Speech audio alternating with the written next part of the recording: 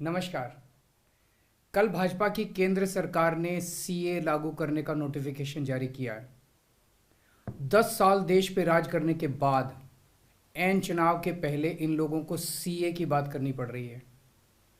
अगर 10 साल में कुछ अच्छा काम कर लेते तो शायद आज सीए की जगह अपने कामों पे वोट मांग रहे होते। आज देश के सामने सबसे बड़ी समस्या महंगाई और बेरोजगारी की है। किसी को भी घर चलाना मुश्किल हो रहा है, इतनी ज़्यादा महंगाई हो गई है, कमर तोड़ महंगाई हो रही है। उधर हमारे युवा दर दर की ठोकरें खा रहे हैं रोजगार के लिए, उनके ऊपर डंडे लाठियां बरसाई जा रही हैं। ऐसे में सरकार बेरोजगारी और महंगाई का समाधान ढूंढने की बजाय सीए की बात कर रही है, तो ये बड़े दुख की बात है। ये सीए आखिर है क्या? बीजेपी की केंद्र सरकार का कहना है कि 3 देश, बांग्लादेश, पाकिस्तान और अफगानिस्तान, इन 3 देशों के अल्पसंख्यक जो हैं वो अगर भारत की नागरिकता लेना चाहें तो उन्हें भारत की नागरिकता दे दी जाएगी। इसका मतलब बड़ी संख्या में यहाँ से अल्पसंख्यकों को हमारे देश में लाया जाएगा, उनको रोजगार दिए जाएंगे, उनके लिए घर बनाए जाएंगे, उनको यहाँ बसाया जाएगा। अजीब बात है ना। बीजेपी की केंद्र सरकार से हमारे बच्चों को रोजगार दिए नहीं जा रहे, पाकिस्तान से लोगों को लाके उनके बच्चों को रोजगार देना चाहते हैं।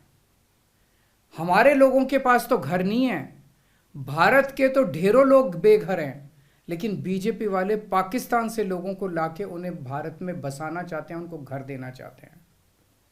हमारे रोजगार उनके बच्चों को देना चाहते हैं, हमारे हक के घर उनमें पाकिस्तानियों को बसाना चाहते हैं। भारत सरकार का जो सरकारी पैसा हमारे परिवार और देश के विकास पे खर्च होना चाहिए, वो पैसा पाकिस्तानियों को भारत में बसाने पे खर्च किया जाएगा। इन 3 देशों में लगभग 2.5 से 3 करोड़ अल्पसंख्यक हैं। ये तीनों बहुत गरीब देश हैं। जैसे ही भारत के दरवाजे खुलेंगे, इन 3 देशों से भारी भीड़ हमारे भारत में आ जाएगी। अगर इन 2.5-3 करोड़ में से 1.5 करोड़ लोग भी भारत आ गए तो कौन देगा इनको रोजगार? कहां बसाओगे इनको? बीजेपी वाले अपने घर में बसाएंगे क्या इनको? इनके अपने घर में रखेंगे क्या इनको? बीजेपी वाले देंगे क्या इनको रोजगार? कौन देगा इनको रोजगार? तो प्रश्न उठता है कि बीजेपी ऐसा क्यों कर रही है। कई लोगों से मैंने बात की, कुछ लोगों का कहना है कि ये पूरा का पूरा खेल वोट बैंक बनाने की गंदी राजनीति है। इन तीनों देशों से 1.5-2 करोड़ लोगों को अगर भारत ले आया गया और उनको चुन चुन के इस तरह से देश के अलग अलग भागों में बसाया गया, जिससे जहां जहां बीजेपी के वोट कम हैं वहां झुग्गियां डाल के अगर इन लोगों को वहां बसाया गया तो वहां बीजेपी का एक पक्का वोट बैंक तैयार हो जाएगा, बीजेपी के वोट बढ़ जाएंगे। और आने वाले, इस चुनाव में तो नहीं, आने वाले भविष्य के चुनाव में बीजेपी को इससे बहुत बड़ा चुनावी फायदा मिल सकता है, ऐसा कुछ लोगों का कहना है।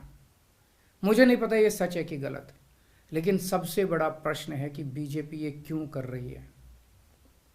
एक तरफ बीजेपी की हरियाणा सरकार हरियाणा के बच्चों को रोजगार देने में असमर्थ है। रोजगार के लिए हरियाणा सरकार अपने बच्चों को इजराइल भेज रही है। इजराइल में हम सब जानते हैं कि युद्ध चल रहा है, हमारे बच्चों को युद्ध में धकेला जा रहा है। अपने बच्चों को तो रोजगार है नहीं और पाकिस्तानियों को भारत लाके उनके बच्चों को रोजगार देना चाहते हो। मेरी तो ये बात बिल्कुल समझ से परे है। बीजेपी वाले पूरी दुनिया से बिल्कुल उल्टा चल रहे हैं। पूरी दुनिया में कोई भी देश अपने पड़ोसी देशों के गरीबों को अपने घर नहीं लाना चाहता। पड़ोसी देशों के लोगों को अपने देश में आने से रोकने के लिए पूरी दुनिया में हर देश तरह तरह के कानून बनाता है, बॉर्डर पे दीवारें लगाता है, बॉर्डर पे बिजली की तारें लगाई जाती हैं ताकि पड़ोसी देश का कोई भी व्यक्ति हमारे देश के अंदर ना आ सके।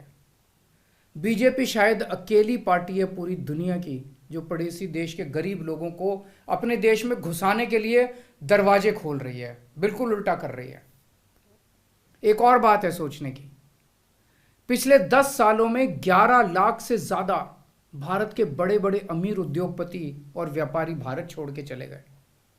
ये लोग भारत में फैक्ट्री चलाया करते थे, इंडस्ट्री चलाया करते थे, बड़े बड़े व्यापार किया करते थे, लाखों लोगों को नौकरी देते थे, रोजगार देते थे। ये बीजेपी की गलत नीतियों और उनके अत्याचार से तंग आके भारत छोड़ के चले गए।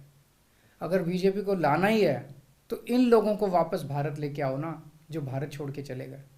ये भारत आएंगे, इनके पास पैसा है, भारत में इन्वेस्ट करेंगे, नई नई फैक्ट्रियाँ खोलेंगे, नए नए व्यापार खोलेंगे, अपने बच्चों को रोज़गार मिलेगा।